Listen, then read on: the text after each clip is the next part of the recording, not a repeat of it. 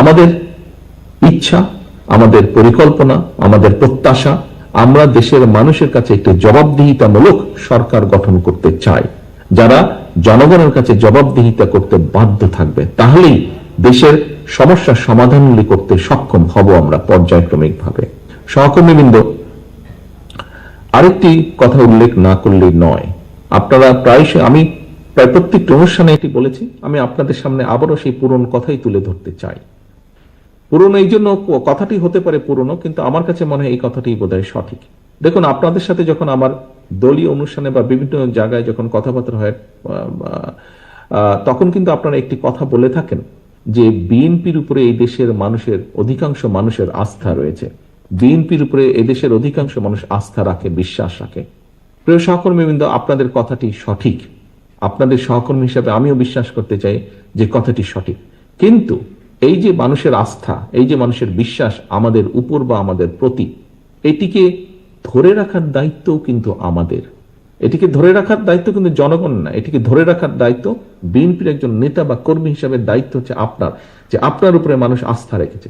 এবং এই আস্থাটা যদি রাখতে হয়, তাহলে অবশ্যই কিন্তু আমাদের কথাবার্তা, উঠা বসা, চলন বলন সবকিছুতে এমন কিছু থাকতে হবে যে কারণে মানুষ আমাদের উপরে ভরসা করবে, যে কারণে মানুষ আমাদের উপরে আস্থা রাখবে।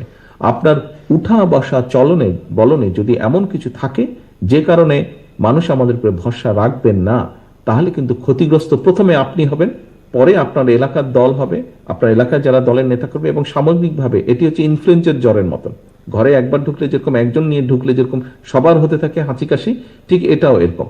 সেই জন্যই সহকর্মীবৃন্দ, আমি একটি কথা বলেছি, আপনারা প্রত্যেকে বিএনপির অ্যাম্বাসাডার বা বিএনপির প্রতিনিধি। আপনাদেরকে দেখে মানুষ বুঝবে বিএনপি কি। কাজেই দয়া করে নিজেদের সকলকে পরিবর্তন করুন, মানুষের প্রত্যাশা অনুযায়ী উঠা বসা, কথাবার্তা, চলাফেরা দয়া করে করুন। কারণ এই যে মানুষের প্রত্যাশা, এটিকে ধরে রাখতে হবে। আপনি, আমি, আমাদের সকলকে ঐকান্তিক প্রচেষ্টার মাধ্যমে এটিকে ধরে রাখতে হবে। আজকে আমরা যেরকম 31 দফা নিয়ে আলোচনা করেছি, আজকে আমরা যেরকম 31 দফা পৌঁছে দেব, আজকে যেরকম আমরা সরকার গঠনের সুযোগ পেলে 31 দফা বাস্তবায়নের সর্বোচ্চ চেষ্টা করব, ঠিক একইভাবে আমাদেরকে চেষ্টা করতে হবে আমাদের স্ব অবস্থান থেকে। আপনি, আমি, আমরা কি হয়তো মনে করতে পারি যে আচ্ছা, আমি একা এরকম কিছু করলে কি হবে। দেখুন, ওই যে বললাম ইনফ্লুয়েঞ্জার, আপনি যদি একা করেন আপনাকে থেকে আরেকজন করবে, কিন্তু আপনি যদি সঠিক থাকেন, আপনি যদি দৃঢ় থাকেন, তাহলে আপনি আরেকজনকে, আপনার আরেক সহকর্মীকে আপনি শাসন করতে সক্ষম হবেন, তাকে আপনি গাইড করতে সক্ষম হবেন, তাকে আপনি সতর্ক করতে সক্ষম হবেন। সহকর্মীবৃন্দ, এখানে অনেক মুরব্বীকেও আমি দেখতে পাচ্ছি আমার সামনে বসে আছেন। সকলের কাছে একটি কথা তুলে ধরতে চাই আমি।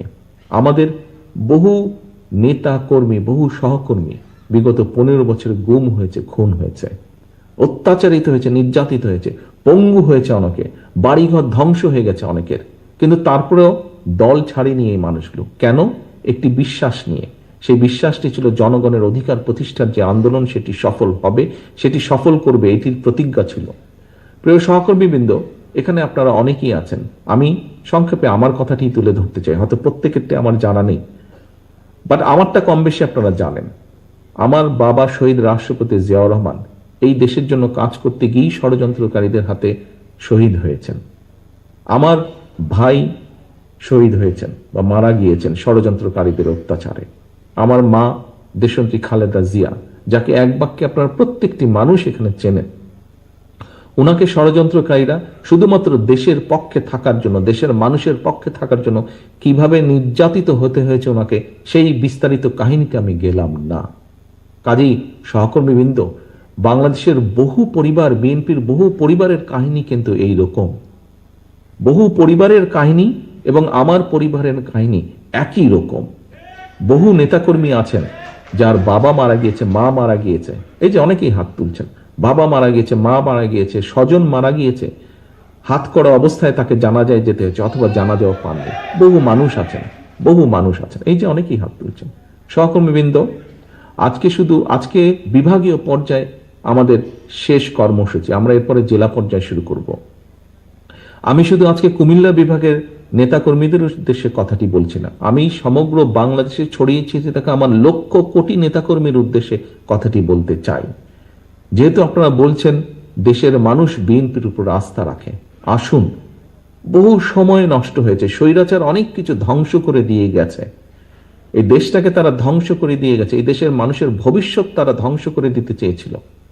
এখনো সম্ভাবনা আছে, এবং সেই সম্ভাবনাকে যদি বাস্তবায়ন করতে হয়, মানুষ বিএনপির দিকে তাকিয়ে আছে। বিএনপি হিসাবে আসুন আমরা মানুষের সেই প্রত্যাশা পূরণের জন্য আমাদের সর্বোচ্চ দিয়ে আমরা চেষ্টা করি।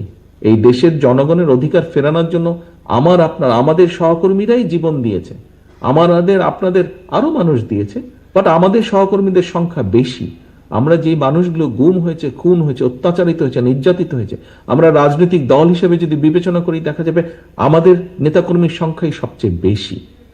কাজেই যেই দলটি এত অত্যাচার নির্যাতন সহ্য করেছে, যেই দলটির এত মানুষ গুম খুনের শিকার হয়েছে, শহীদ হয়েছে, 60 লক্ষের মতন মানুষ গায়েবী মামলার শিকার হয়েছে, সেই দলটির কাছেই মানুষ প্রত্যাশা করে। সেই দলটিরও উচিত সেই প্রত্যাশা পূরণের জন্য নিজেদেরকে প্রস্তুত করা। শুধু নিজের কথা ভাবলে হবে না, আসুন আমরা দেশ এবং মানুষের কথা ভাবি। আসুন জীবনে বেঁচে থাকার জন্য যতটুকু আপনার প্রয়োজন আমরা ততটুকু করি, বাকি সময়টুকু আসুন আমরা মানুষ এবং দেশের জন্য ব্যয় করি। তাহলে আপনি মানুষের মধ্যে চিরস্মরণীয় হয়ে থাকবেন। প্রিয় সহকর্মীবৃন্দ, আসুন আজকে আমাদের প্রত্যাশা হোক, আমাদের শপথ হোক, আমাদের প্রতিজ্ঞা হোক, জীবনের বাকি দিনগুলো আমরা চেষ্টা করব এই দেশের জন্য, দেশের মানুষের জন্য ভালো কিছু করার, ভালো কিছু করে চলে যাবার। সকলকে আন্তরিকভাবে ধন্যবাদ। সকলে সুস্থ থাকবেন, ভালো থাকবেন। আল্লাহ হাফেজ। বাংলাদেশ জিন্দাবাদ। বাংলাদেশ জাতীয়তাবাদী দল জিন্দাবাদ।